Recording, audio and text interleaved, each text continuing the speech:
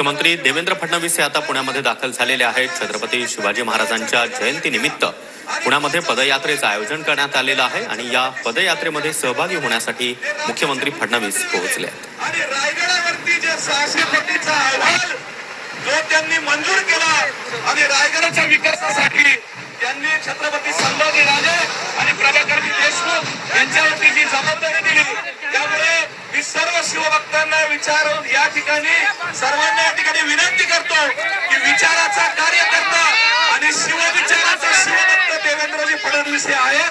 त्यासाठी एकदा जोरदार टाळ्या वाजवा ही मी आपल्याला विनंती करतो.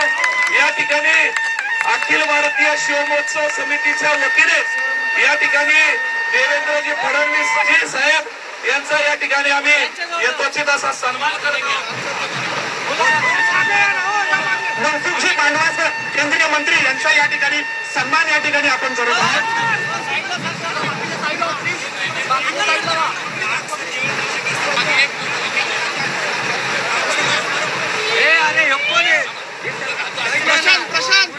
तर शिवजयंतीनिमित्त पुण्यामध्ये विविध ठिकाणी कार्यक्रमांचं आयोजन करण्यात आलेलं आहे.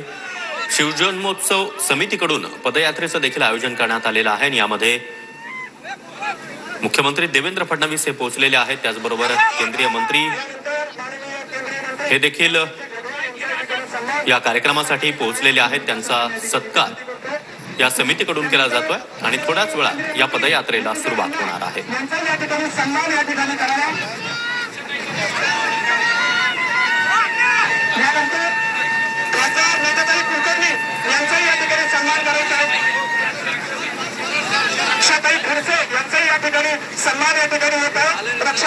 अनेक मान्यवर पुण्यामध्ये या पदयात्रेसाठी पोहोचलेले आहेत. मुख्यमंत्री त्याचबरोबर केंद्रीय मंत्री देखील या ठिकाणी आहेत आणि त्यांचा सन्मान या शिवजन्मोत्सव सोहळा समितीकडून केला जातो.